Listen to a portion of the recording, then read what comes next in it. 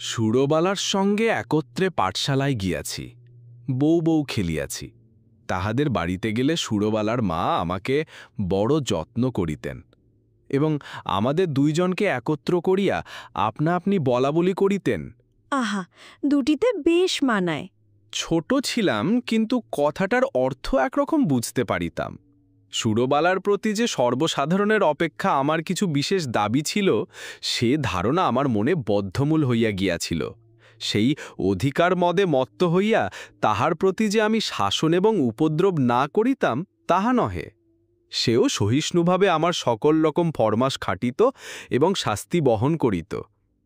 পাড়ায় তাহার রূপের প্রশংসা ছিল, কিন্তু বর্বর বালকের চক্ষে সে সৌন্দর্যের কোনো গৌরব ছিল না। আমি কেবল জানিতাম সুরবালা আমারই প্রভুত্ব স্বীকার করিবার জন্য পিতৃগৃহে জন্মগ্রহণ করিয়াছিল, এই জন্য সে আমার বিশেষরূপ অবহেলার পাত্র। আমার পিতা চৌধুরী জমিদারের নায়েব ছিলেন। তাহার ইচ্ছা ছিল আমার হাতটা পাকিলেই আমাকে জমিদারি সেরেস্তার কাজ শিখাইয়া একটা কোথাও গোমস্তাগিরিতে প্রবৃত্ত করাইয়া দিবেন। কিন্তু আমি মনে মনে তাহাতে নারাজ। আমাদের পাড়ার নীলরতন যেমন কলিকাতায় পালাইয়া লেখাপড়া শিখিয়া কালেক্টর সাহেবের নাজির হইয়াছে, আমারও জীবনের লক্ষ্য সেইরূপ অত্যুচ্ছ ছিল। কালেক্টরের নাজির না হইতে পারি তো জজ আদালতের হেড ক্লার্ক হইব, ইহা আমি মনে মনে নিশ্চয় স্থির করিয়া রাখিয়াছিলাম। সর্বদাই দেখিতাম আমার বাপ উক্ত আদালতজীবীদিগকে অত্যন্ত সম্মান করিতেন। নানা উপলক্ষে মাছটা, তরকারিটা, টাকাটা, সেকেটা লইয়া যে তাহাদের পূজা অর্চনা করিতে হইত, তাহাও শিশুকাল হইতে আমার জানা ছিল।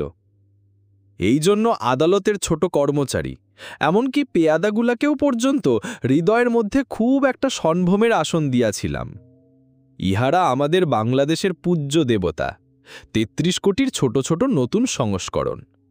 বৈষয়িক সিদ্ধিলাভ সম্বন্ধে স্বয়ং সিদ্ধিদাতা গণেশ অপেক্ষা ইহাদের প্রতি লোকের আন্তরিক নির্ভর ঢের বেশি। সুতরাং পূর্বে গণেশের যাহা কিছু পাওনা ছিল, আজকাল ইহারাই তাহা সমস্ত পাইয়া থাকেন। আমিও নীলরতনের দৃষ্টান্তে উৎসাহিত হইয়া এক সময় বিশেষ সুবিধাযোগে কলিকাতায় পালাইয়া গেলাম। প্রথমে গ্রামের একটি আলাপি লোকের বাসায় ছিলাম, তাহার পরে বাপের কাছে হইতেও কিছু কিছু অধ্যয়নের সাহায্য পাইতে লাগিলাম। লেখাপড়া যথা নিয়মে চলিতে লাগিল। ইহার উপরে আবার সভা সমিতিতেও যোগ দিতাম। দেশের জন্য হঠাৎ প্রাণ বিসর্জন করা যে আশু আবশ্যক, এ সম্বন্ধে আমার কোনো সন্দেহ ছিল না। কিন্তু কি করিয়া উক্ত দুঃসাধ্য কাজ করা যাইতে পারে আমি জানিতাম না, এবং কেহ দৃষ্টান্তও দেখাইত না। কিন্তু তাহা বলিয়া উৎসাহের কোনো ত্রুটি ছিল না। আমরা পাড়া গেয়ে ছেলে, কলিকাতার ইঁচড়ে পাকা ছেলের মতো সকল জিনিসকেই পরিহাস করিতে শিখি নাই। সুতরাং আমাদের নিষ্ঠা অত্যন্ত দৃঢ় ছিল। আমাদের সভার কর্তৃপক্ষীয়রা বক্তৃতা দিতেন, আর আমরা চাঁদার খাতা লইয়া না খাইয়া দুপুর রৌদ্রে টো টো করিয়া বাড়ি বাড়ি ভিক্ষা করিয়া বেড়াইতাম। রাস্তার ধারে দাঁড়াইয়া বিজ্ঞাপন বিলি করিতাম। সভাস্থলে গিয়া বেঞ্চি চৌকি সাজাইতাম। দলপতির নামে কেহ একটা কথা বলিলে কোমর বাঁধিয়া মারামারি করিতে উদ্যত হইতাম। শহরের ছেলেরা এই সব লক্ষণ দেখিয়া আমাদিগকে বাঙাল বলিত। নাজির সেরেস্তাদার হইতে আসিয়াছিলাম, কিন্তু মাতসিনি গাড়িবাল্ডি হইবার আয়োজন করিতে লাগিলাম। এমন সময় আমার পিতা এবং সুরবালার পিতা একমত হইয়া সুরবালার সহিত আমার বিবাহের জন্য উদ্যোগী হইলেন। আমি ১৫ বৎসর বয়সের সময় কলিকাতায় পালাইয়া আসি। তখন সুরবালার বয়স ৮। এখন আমার ২৯ পূর্ণ। পিতার মতে আমার বিবাহের বয়স ক্রমে উত্তীর্ণ হইয়া যাইতেছে। কিন্তু এদিকে আমি মনে মনে প্রতিজ্ঞা করিয়াছি, আজীবন বিবাহ না করিয়া স্বদেশের জন্য মরিব। বাপকে বলিলাম, বিদ্যাভ্যাস সম্পূর্ণ সমাধা না করিয়া বিবাহ করিব না। ২-৪ মাসের মধ্যে খবর পাইলাম উকিল রামলোচন বাবুর সহিত সুরবালার বিবাহ হইয়া গিয়াছে। পতিত ভারতের চাঁদা আদায় কার্যে ব্যস্ত ছিলাম। এ সংবাদ অত্যন্ত তুচ্ছ বোধ হইল। এন্ট্রেন্স পাশ করিয়াছি, ফার্স্ট আর্টস দিব। এমন সময় আমার পিতার মৃত্যু হইল।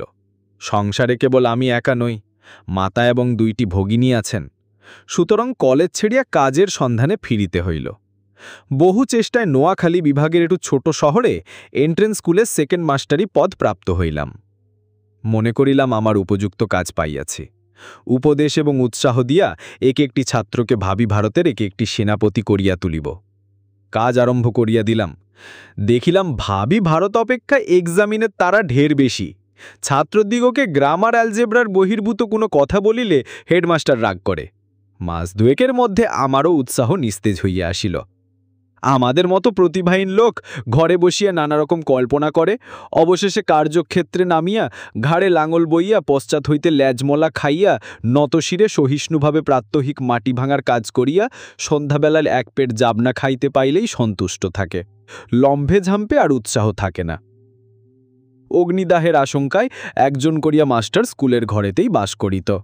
আমি একা মানুষ, আমার উপরেই সেই ভার পড়িয়াছিল। স্কুলের বড় আটচালার সংলগ্ন একটি চালায় আমি বাস করিতাম। স্কুল ঘরটি লোকালয় হইতে কিছু দূরে, একটি বড় পুষ্করণীর ধারে। চারিদিকে সুপারি, নারিকেল এবং মাদারের গাছ, এবং স্কুল গৃহের প্রায় গায়ে দুটো প্রকাণ্ড বৃদ্ধ নিমগাছ গায়ে গায়ে সংলগ্ন হইয়া ছায়াদান করিতেছে। একটা কথা এতদিন উল্লেখ করি নাই, এবং এতদিন উল্লেখযোগ্য বলিয়া মনে হয় নাই। এখানকার সরকারি উকিল রামলোচন রায়ের বাসা আমাদের স্কুল ঘরের অনতি দূরে, এবং তাহার সঙ্গে তাহার স্ত্রী আমার বাল্যসখী সুরবালা ছিল, তাহা আমার জানা ছিল। রামলোচনবাবুর সঙ্গে আমার আলাপ হইল। সুরবালার সহিত বাল্যকালে আমার জানাশোনা ছিল, তাহা রামলোচনবাবু জানিতেন কিনা জানি না। আমিও নতুন পরিচয়, সে সম্বন্ধে কোনো কথা বলা সঙ্গত বোধ করিলাম না। এবং সুরবালা যে কোনো কাল আমার জীবনের সঙ্গে কোনরূপ জড়িত ছিল, সে কথা আমার ভালো করে মনে উদয় হইল না। একদিন ছুটির দিনে রামলোচনবাবুর বাসায় তাহার সহিত সাক্ষাৎ করিতে গিয়াছি। মনে নাই কি বিষয়ে আলোচনা হইতেছিল, বোধহয় বর্তমান ভারতবর্ষের দুরবস্থা সম্বন্ধে। তিনি যে সেজন্য বিশেষ চিন্তিত এবং ম্রিয়মান ছিলেন তাহা নহে, কিন্তু বিষয়টা এমন যে তামাক টানিতে টানিতে এই সম্বন্ধে ঘণ্টাখানেক ধীরে ভনর্গল শখের দুঃখ করা যাইতে পারে। এমন সময় পাশের ঘরে অত্যন্ত মৃদু একটু চুরির টুংটাং, কাপড়ের একটুখানি খসখস এবং পায়েরও একটু শব্দ শুনিতে পাইলাম। বেশ বুঝিতে পারিলাম জানলার ফাঁক দিয়া কোনো কৌতূহলপূর্ণ নেত্র আমাকে নিরীক্ষণ করিতেছে। তৎক্ষণাৎ দুখানি চোখ আমার মনে পড়িয়া গেল। বিশ্বাস, সরলতা এবং শৈশব প্রীতিতে ঢলঢল দুখানি বড় বড় চোখ, কালো কালো তারা, ঘন কৃষ্ণ পল্লব, স্থির স্নিগ্ধ দৃষ্টি। সহসা হৃৎপিণ্ডকে কেহর যেন একটা কঠিন মুষ্টির দ্বারা চাপিয়া ধরিল এবং বেদনায় ভিতরটা টনটন করিয়া উঠিল। বাসায় ফিরিয়া আসিলাম, কিন্তু সেই ব্যথা লাগিয়া রহিল। লিখি পড়ি যাহা করি, কিছুতেই মনের ভার দূর হয় না। মনটা সহসা একটা বৃহৎ বোঝার মতো হইয়া বুকের শিরা ধরিয়া দুলিতে লাগিল। সন্ধ্যাবেলা একটু স্থির হইয়া ভাবিতে লাগিলাম, এমনটা হইল কেন? মনের মধ্য হইতে উত্তর আসিল, তোমার সে সুরবালা কোথায় গেল? আমি প্রত্যুত্তরে বলিলাম, আমি তো তাকে ইচ্ছা করিয়া ছাড়িয়া দিয়াছি। সে কি চিরকাল আমার জন্য বসিয়া থাকিবে? তখন যাহাকে ইচ্ছা করিলেই পাইতে পারিতে, এখন মাথা খুঁড়িয়া মরিলেও তাহাকে একবার চক্ষে দেখিবার অধিকারটুকুও পাইবে না। সেই শৈশবের সুরবালা তোমার যত কাছেই থাকুক, তাহার চুরির শব্দ শুনিতে পাও, তাহার মাথা ঘষার গন্ধ অনুভব করো, কিন্তু মাঝখানে বরাবর একখানি করিয়া দেওয়াল থাকিবে। আমি বলিলাম, তা থাক না, সুরবালা আমার কে? উত্তর শুনিলাম, সুরবালা আজ তোমার কেহই নয়, কিন্তু সুরবালা তোমার কি না হইতে পারিত। সে কথা সত্য, সুরবালা আমার কি না হইতে পারিত। আমার সবচেয়ে অন্তরঙ্গ, আমার সবচেয়ে নিকটবর্তী, আমার জীবনের সমস্ত সুখ দুঃখ ভাগিনী হইতে পারিত। সে আজ এত দূর, এত পর, আজ তাকে দেখা নিষেধ, তাহার সঙ্গে কথা কওয়া দোষ, তাহার বিষয়ে চিন্তা করা পাপ। আর একটা রামলোচন, কোথাও কিছু নাই, হঠাৎ এসে উপস্থিত, কেবল গোটা দুয়েক মুখস্থ মন্ত্র পড়িয়া সুরবালাকে পৃথিবীর আর সকলের নিকট হইতে এক মুহূর্তে ছোঁ মেরিয়া লইয়া গেল। আমি মানব সমাজে নতুন নীতি প্রচার করিতে বসি নাই, সমাজ ভাঙিতে আসি নাই, বন্ধন ছিঁড়িতে চাই না। আমি আমার মনের প্রকৃত ভাবটা ব্যক্ত করিতেছি মাত্র। আপন মনে যে সকল ভাব উদয় হয়, তাহার কি সবই বিবেচনা সঙ্গত? রামলোচনের গৃহভিত্তির আড়ালে যে সুরবালা বিরাজিত ছিল, সে যে রামলোচনের অপেক্ষাও বেশি করিয়া আমার, কথা আমি কিছুতেই মন হইতে তাড়াইতে পারিতেছিলাম না। এরূপ চিন্তা নিতান্ত অসঙ্গত এবং অন্যায়, তাহা স্বীকার করি, কিন্তু অস্বাভাবিক নহে। এখন হইতে আর কোনো কাজে মনঃসংযোগ করিতে পারি না।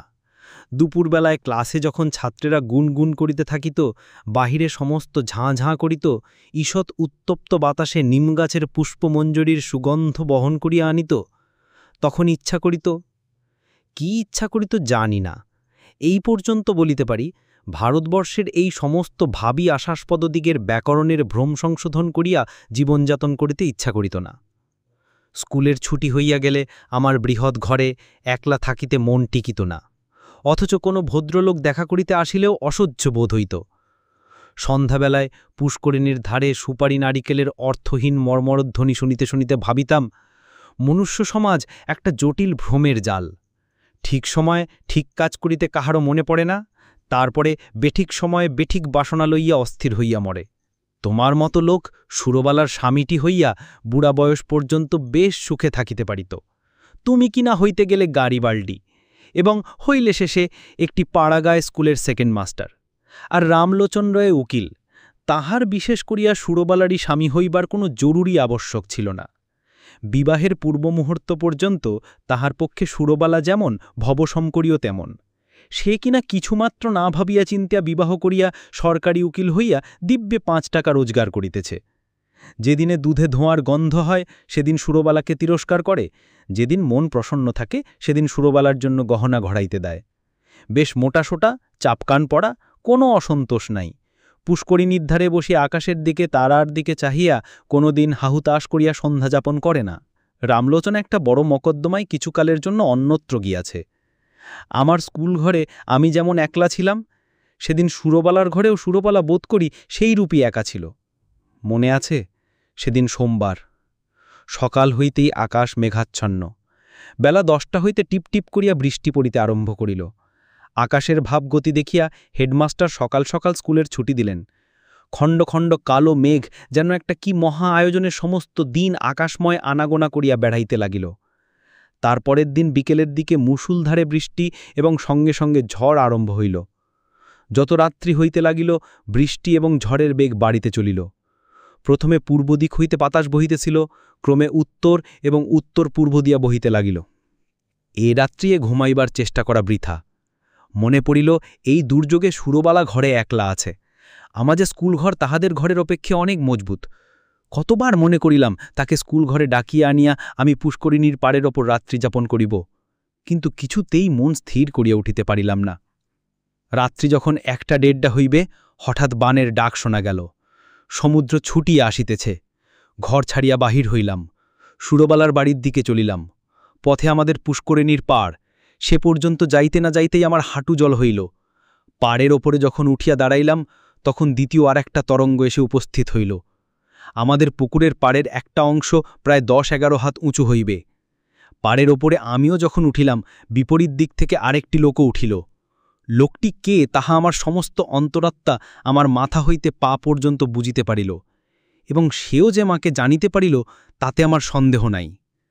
আর সমস্ত জলমগ্ন হইয়া গেছে। কেবল হাত পাছেক দ্বীপের উপরে আমরা দুটি প্রাণী আসিয়া দাঁড়াইলাম। তখন প্রলয়কাল।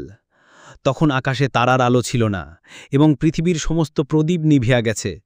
তখন একটা কথা বলিলেও ক্ষতি ছিল না, কিন্তু একটা কথাও বলা গেল না। কেহ কাহাকে একটা কুশল প্রশ্নও করিল না।